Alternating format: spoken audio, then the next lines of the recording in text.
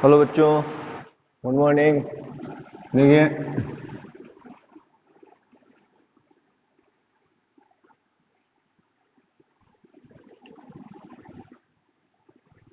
आज जो है हमारा धातुओं का हमने पढ़ लिया है नाइट्रिकम के साथ। अब अधातुओं, हेडिंग डालिए, अधातुओं का ऑक्सीकरण। अब हम अधातुओं का पढ़ेंगे, ठीक है? कैसे होता है समझिए, ठीक है? चलिए, सबसे पहले कार्बन का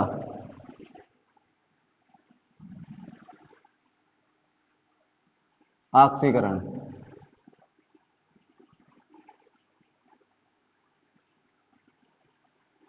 ठीक है, कार्बन का। क्लियर? चल, अधातु ले रहे हैं, ठीक है?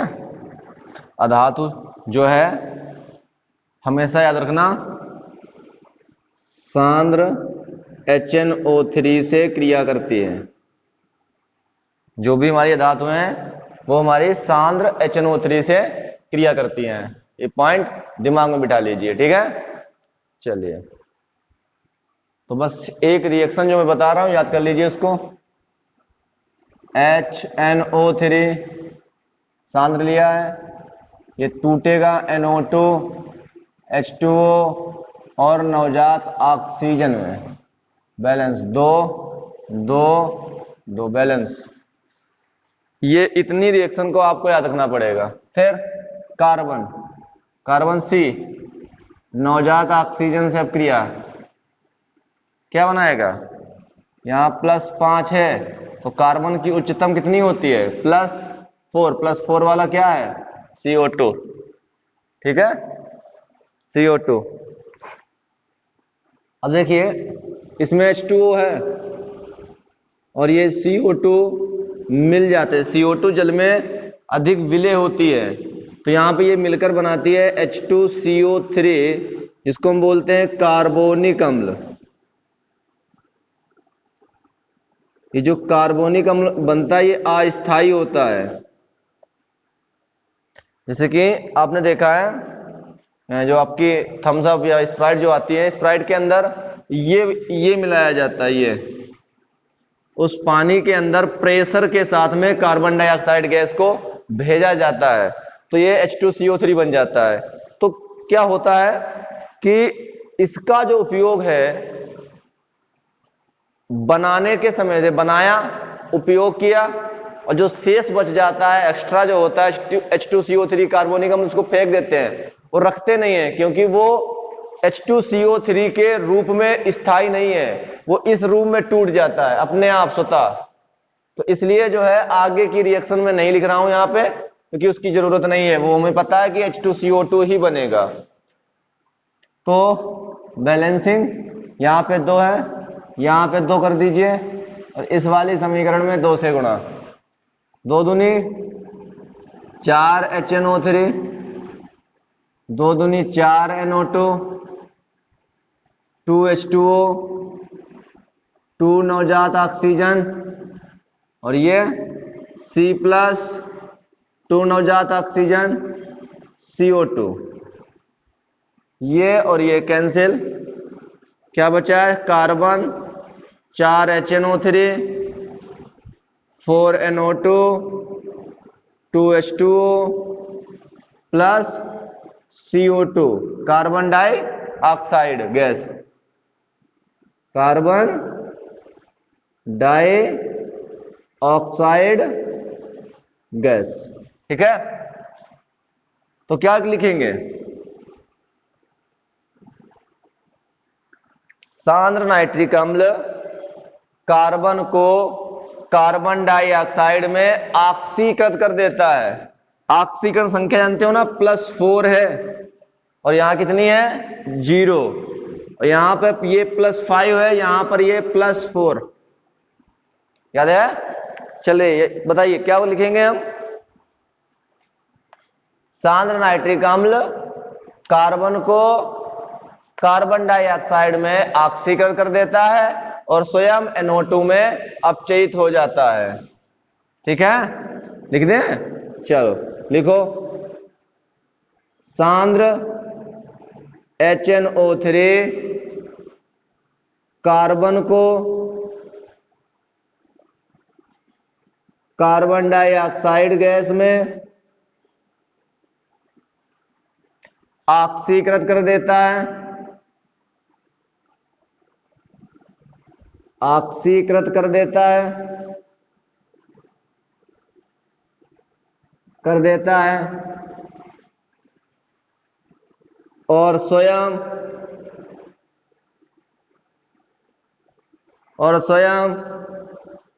NO2 में अपचयित हो जाता है।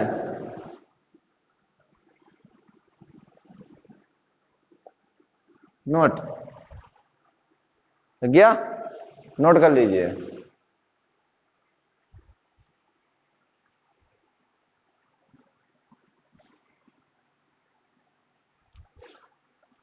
अब आगे है बी वाला लेते हैं। ठीक है, चलिए देखिए,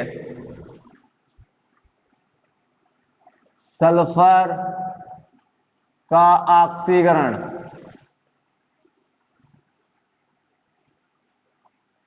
सल्फर भी आधातु है, सांद्र लेना पड़ेगा, तो सांद्र लेंगे NO2 देगा,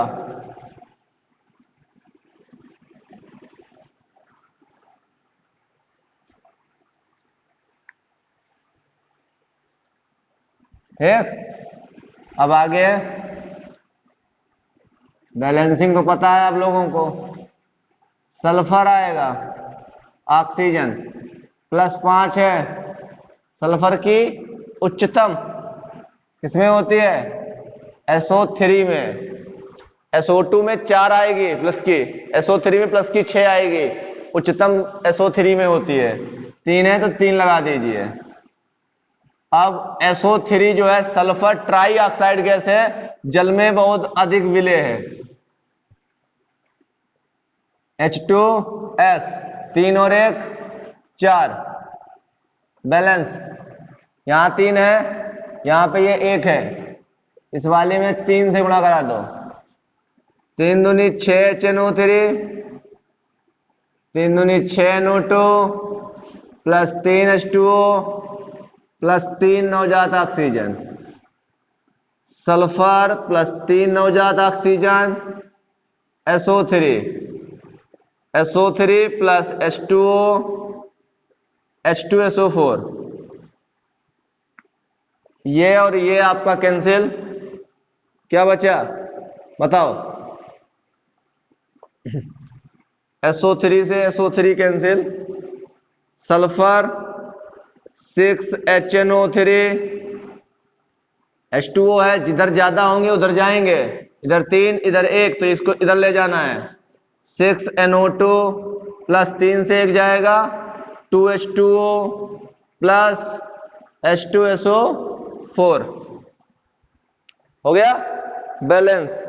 रिएक्शन यही है, बस सांद्र नाइट्रिक अम्ल सल्फर को H2SO4 में ऑक्सीकृत कर देता है और स्वयं NO2 में अपचयित हो जाता है। बस H2SO4 है और यहाँ पे सल्फर है, उसका नाम चेंज कर देना है, बाकी हिंदी सेम रहेगी। नोट कर लीजिए, इसको मिटा दें।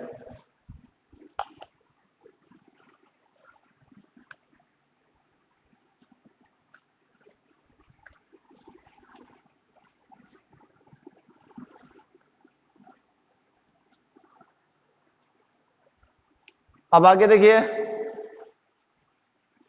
फास्फोरस का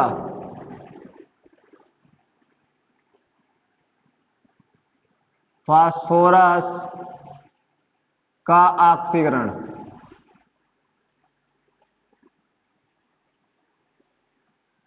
देखिए ध्यान से समझिए, फास्फोरस का ऑक्सीकरण,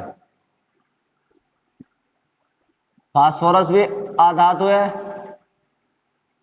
सांद्र लेंगे, क्या मिलेगा? NO2 H2O नवजात ऑक्सीजन, ठीक है, बैलेंस। फास्फोरस नवजात ऑक्सीजन से क्रिया पी ओ तो बनता है P2O5। उच्चतम के लिए याद रखना, उच्चतम लेना है हमको। तो फास्फोरस की उच्चतम ऑक्सीजन संख्या कितनी होती है? +5। P2O5 जल में बहुत अधिक विलेय है, तो क्या लिखोगे? उच्चतम वाला बनाना है, उच्चतम वाला। जैसे ही फास्फोरस डालोगे जल में तो फास्फोरस अधातुओं के ऑक्साइड अम्ल बनाते हैं। धातुओं के, देखो सुनो ध्यान से, धातुओं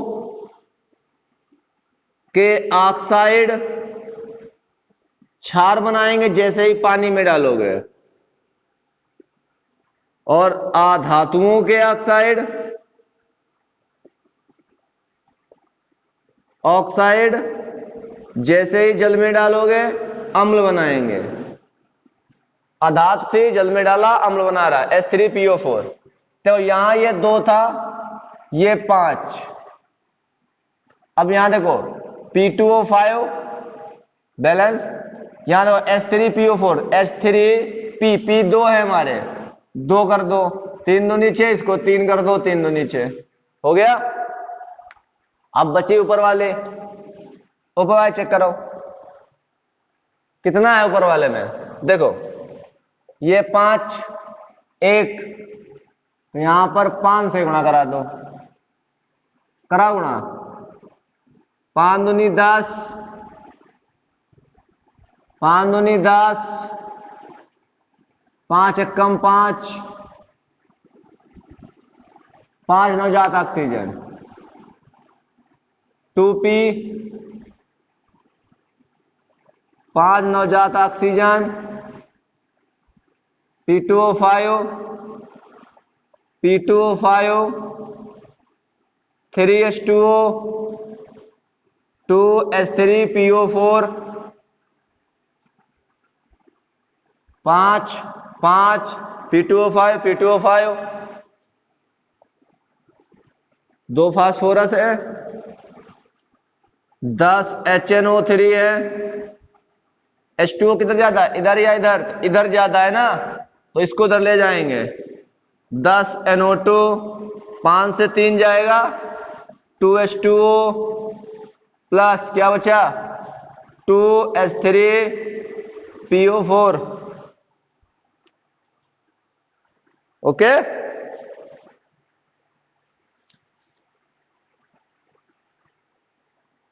हो गया? नोट कर लीजिए, हिंदी पता है ना?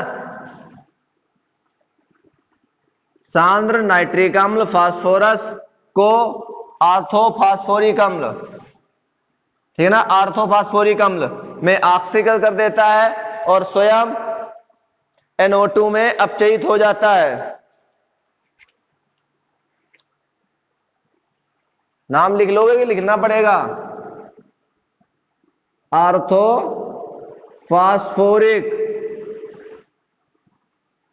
अम्ल, ठीक है, नोट कर लीजिए इसको।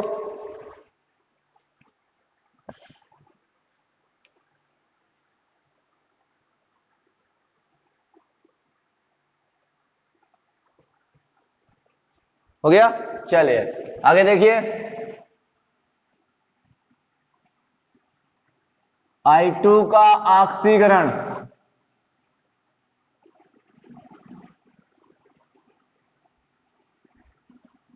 HNO3, NO2, H2O, नवजात ऑक्सीजन, I2 लोगे, नवजात ऑक्सीजन से क्रिया I2O5 बनता है, 5 लगा दीजिए, बैलेंस, ठीक है। I2O5 7 में लेके नहीं जाएंगे क्योंकि यहां पर नाइट्रोजन +5 है, तो +5 से ऊपर ज्यादा हो जाती है 7, तो यहीं तक रखेंगे इसको, ठीक है ना।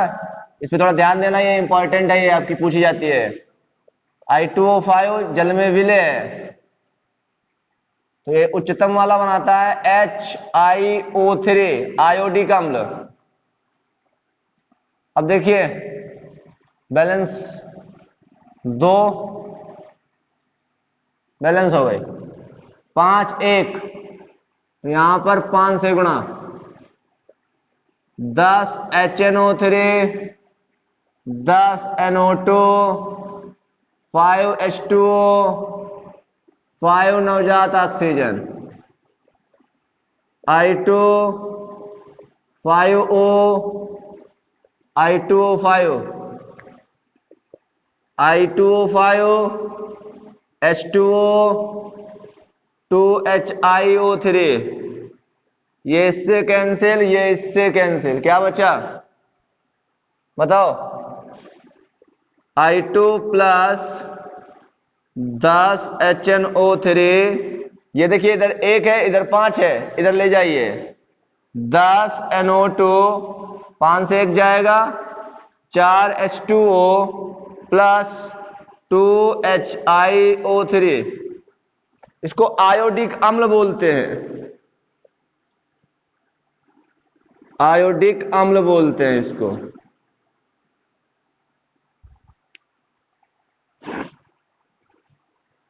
नोट कर लीजिए,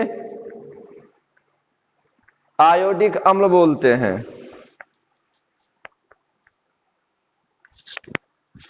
लिख लोगे ना, हिंदी लिख लोगे?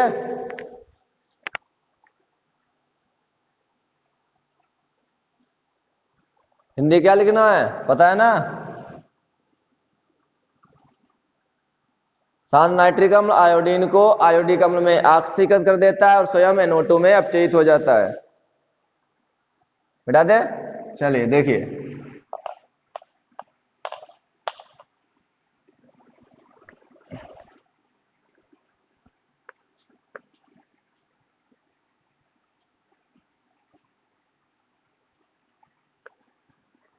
देखिए समझिए, आपने जो रिएक्शनें पढ़ी हैं उन रिएक्शनों को मैं पुनः लिखता हूं, ठीक है, और उनको एक लाइन में आपको समझाता हूं कि कैसे करना है आपको। C प्लस HNO3, कार्बन के बाद सल्फर,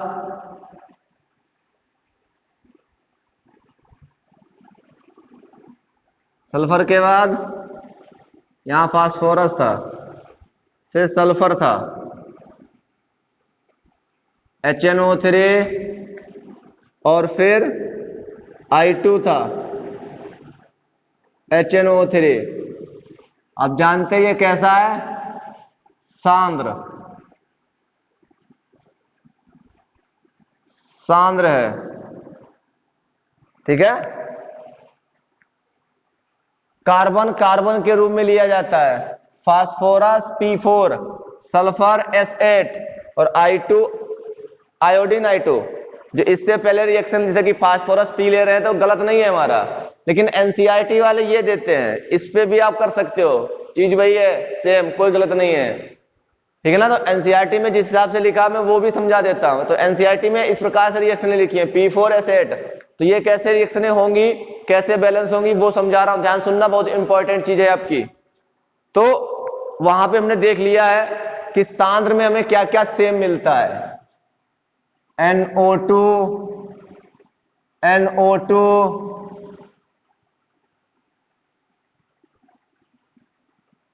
ये सब दोनों में सेम है, मतलब चारों में सेम है।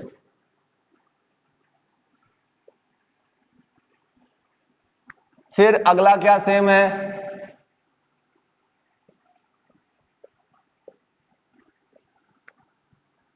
ये सेम है,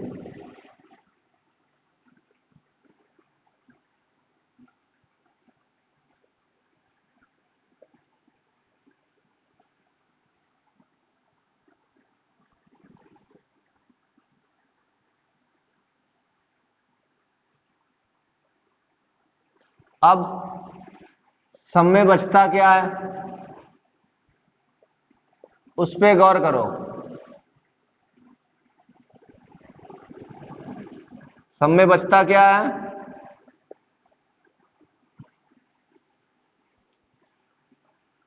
सब में बचता क्या है? गौर करो, सोचो, इसमें क्या बना था? CO2। इसमें क्या बना था? H3PO4। इसमें क्या बना था? H2SO4। इसमें क्या बना था? HiO3। क्लियर? चलिए, आयोडिक अम्ल, सल्फ्यूरिक अम्ल, फास्फोरिक अम्ल, कार्बन डाइऑक्साइड। अब आ जाते हैं बैलेंसिंग पे। समझना बैलेंसिंग कैसे करते हैं। कार्बन 2,4 होता है, इसके लास्ट में कितने हैं? 4 इलेक्ट्रॉन। तो जितने इलेक्ट्रॉन हो यहां पे, जितने इसके वैलेंस शेल में, तो इसके आगे कितना है हमारे पास? बोलो, इसके पास कितना कार्बन हमने लिया है? 1 लिया है। तो कार्बन हमने 1 लिया, 1 है, तो इसके वैलेंस शेल में जितने इलेक्ट्रॉन हो उसकी गुणा यहां पे जितना हो उसके साथ करवाना है। तो 4 एकम 4, तुरंत HNO3 के पास लगा दिए, 4 HNO3 लिए जाएंगे यहां पे। ठीक है, अब नीचे समझिए, फास्फोरस P 2 8 5, लास्ट में कितना होगा? 5 होगा। ठीक है ना? अब कितने फास्फोरस है हमारे पास? टोटल 4। एक फास्फोरस के लास्ट में 5, तो 4 फास्फोरस के लास्ट में कितना होगा? 20 इलेक्ट्रॉन। तो यहां पे 20 लगा दो। सिंपल फंडा बता रहा हूं मैं आपको बैलेंसिंग का। और देखिए, अभी देखिए, वो सल्फर कितना होता है? 2 8 6, लास्ट में एक सल्फर के 6, सल्फर कितने लिए? 8। तो 6 की गुणा 8 के साथ करा दो, 48। यहां पर 48 लगा दो।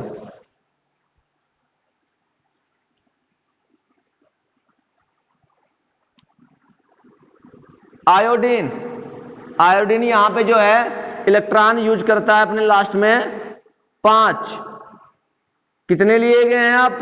2, 5 दूनी 10, 10 यहां लगा दो। हो गया, सिंपल सा फंडा। बाकी अब बैलेंसिंग चेक कर लो। 4 नाइट्रोजन तो 4 नाइट्रोजन, 4 हाइड्रोजन तो 4 हाइड्रोजन, कार्बन 1 कार्बन 1, बैलेंस। ठीक है, अब आगे 20 नाइट्रोजन है तो 20 नाइट्रोजन, 20 हाइड्रोजन है, 20 है, ध्यान से सुनना। फास्फोरस 4 है, फास्फोरस 4 हो गया। हाइड्रोजन 4 तियां 12 और इधर 20, तो 4 दूनी 8 और 12 20, 20 तियां 60, 60 ऑक्सीजन, 20 दूनी 40, 4 24, 24 और 16 40, सॉरी 20 दूनी 40, 40 4 44, 44 और 16 60। ठीक है, अब यहां देखो 48 नाइट्रोजन कितने हैं? 48, 48 नाइट्रोजन। सल्फर कितना? 8, सल्फर हमारा 8। नाइट्रोजन, हाइड्रोजन कितना था? 48। तो देखो 16 यहां यूज कर दिया है, कितना बचा? 48 में 16 32 बचेगा, 16 दूनी 32। आयोडीन कितना है? 2, 2। नाइट्रोजन कितना? 10, 10। हाइड्रोजन कितना है? 10 है, 2 दे चुका हूं, 4 बचा, 4 दूनी 8, 2 10, बैलेंस। कुछ भी नहीं करना है, सिंपल सा फंडा। उसके वैलेंस शेल में जितने इलेक्ट्रॉन हो, जितने उसके अणु यूज कर रहे हैं उससे गुणा करा दो और यहां लिख दो। नाइट्रिक अम्ल उतने ही लिया जाएगा या उतने ही उसके अणु उपयोग होंगे। फास्फोरस कार्बन के लास्ट में 4 और कितना लिया जाएगा? 1 कार्बन, तो 4 एकम 4, 4 लिख दो। फास्फोरस के लास्ट में 5, कितने फास्फोरस? 4, 5 चक्कू 20, 20 लिख दो। सल्फर के लास्ट में 6, कितने सल्फर हैं 8, 48 लिख दो। आयोडीन 5 यूज करता है, 5 तो 5 दूनी 10, 10 लिख दो। कंप्लीट हो गया। धन्यवाद।